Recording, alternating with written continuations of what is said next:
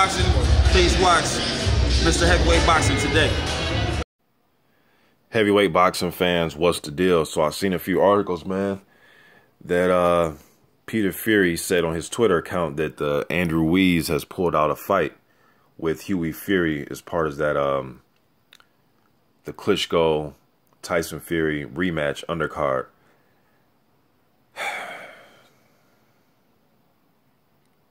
Not good news. This is supposed to be a WBO title eliminator. Kind of funny, though, with that WBO because Tyson Fury has the title.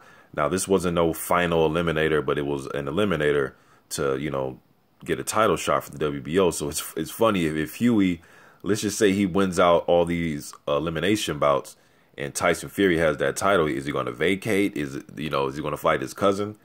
So it's going to be curious to see how that plays out. But as far as this fight, though, man, both of these guys needed this fight, especially Andrew Ruiz. You're approaching, the 30-0 mark in your career. I was looking at the rankings, man, and Pulev, David Haye, Joseph Parker, Jarrell Miller, and Andy Ruiz. I believe those five: Pulev, Parker, Haye, Miller, and Ruiz. They're all rated in the top 15 of the 4 major sanctioning bodies. So when I see that, to me, especially those 5 guys, you got to be fighting somebody, man.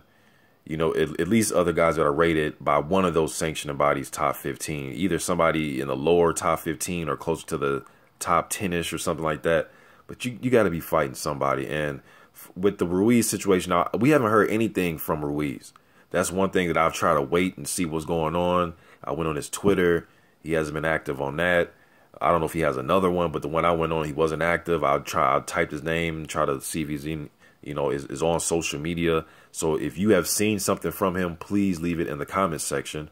You know what I mean? But I tried to look and I haven't seen anything from his team, nothing. They're just silent.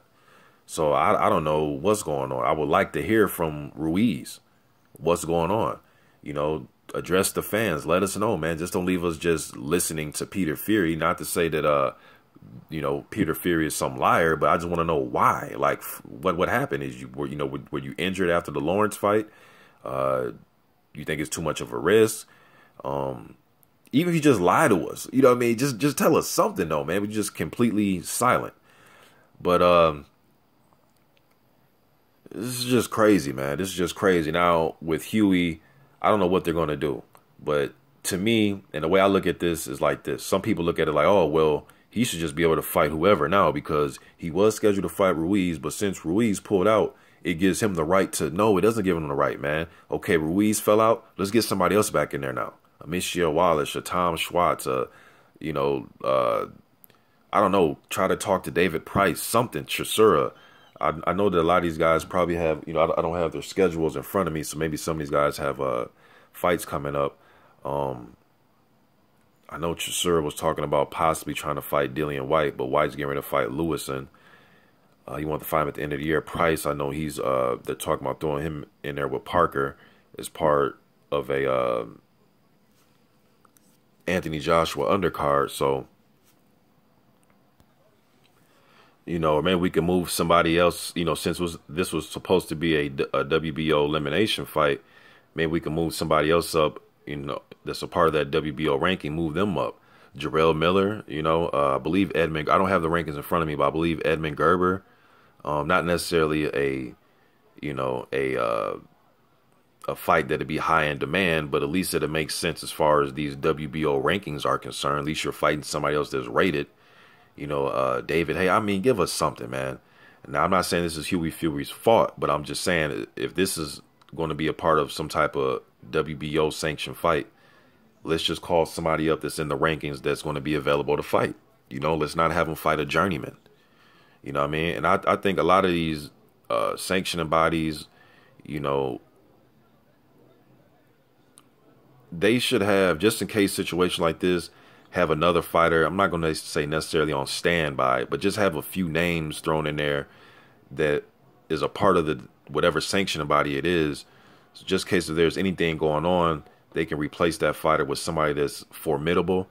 You know what I mean? And through the history of boxing, man, there's been top level guys that have taken fights 3 weeks notice, 4 weeks notice. So let's not, try to pretend like fighters they necessarily need 3 month training camps. You know what I mean? That's not always the case, man. But it is what it is, man. It just goes along with a lot of other fights that were canceled this year. Povetkin, Wilder, Oscar Rivas had a few canceled because of his he couldn't get licensed in the U.S. So the fight with Mansour went down the drain. The fight with Gerald Washington went down the drain.